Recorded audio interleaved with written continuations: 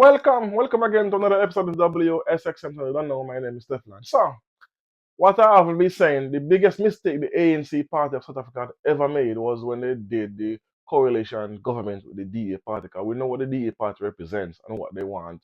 The narrative they're trying to push, and they're trying to return to the same ideologies like the pre 1994, what we had in South Africa back then. They want to go back to that kind of governing style. Let me say that. So take a listen to this video so you can understand exactly what I'm talking about. Boom. Intending to go to the United States, and that we're going to lobby there for Cape independence. We've taken legal advice. We've always been an organisation that stayed within the bounds of the Constitution, and is pushing for Cape independence democratically, peacefully, and legally. So we're about to go to the US, and the advice we received, and I thought it was sensible advice, is look, let's not do anything underhand. We'll put our cards on the table. We'll be very transparent in what we're doing, and we've written to those, the president, the premier, and the minister of DIRCO, and we've said, look, we believe we have the right to do this.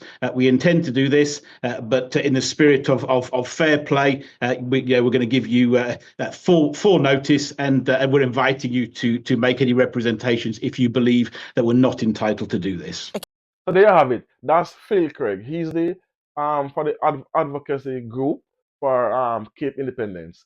Cape Town is one of the richest areas in South Africa.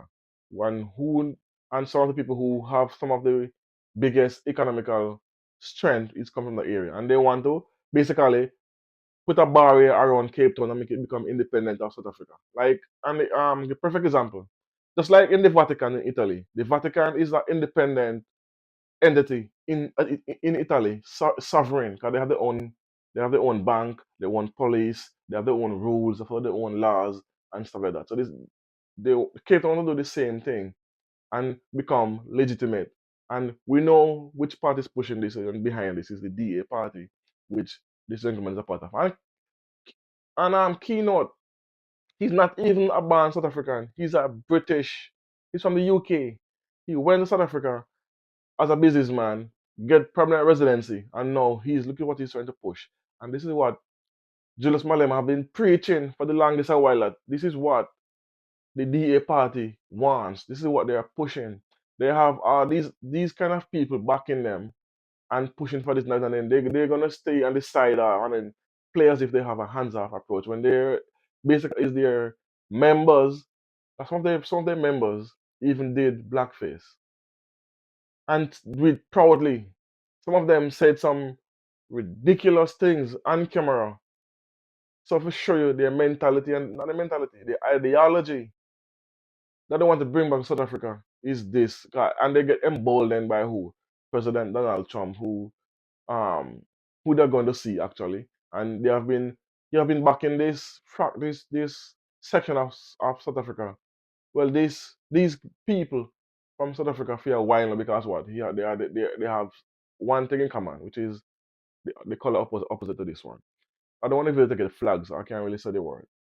So this is the whole idea premise behind the DA party, and you see they have 7 seats now, and they already making changes that benefit DA people because they want to have their own schools because they already put it in place. So you have to speak Afrikaner to go to their schools, and who speak Afrikaner is always Dutch settlers who speak Afrikaner, and they are saying they want to separate them from the rest other people who speak different languages from them, from the Afrikaner language, which is a Dutch dialect. So they have been taking steps little by little to to differentiate themselves from us, and we are there having this GNU party as if everything is normal. And Julius Malema is the only one who is sounding the alarm on these issues. That to show you that some people in South Africa, some South Africans and even politicians still have that the white man is our savior. We have to look to them to come and save us from we can't save ourselves. And this is what Joseph Malem have been preaching. We can save ourselves. We don't need any we need to get rid of this savior complex we have. We fight against our own, we juggle on our own, and we elevate the others to the echelons of society and then look to them to lend a hand to help draw us up, which is total opposite of what they are trying to do right now, currently happening.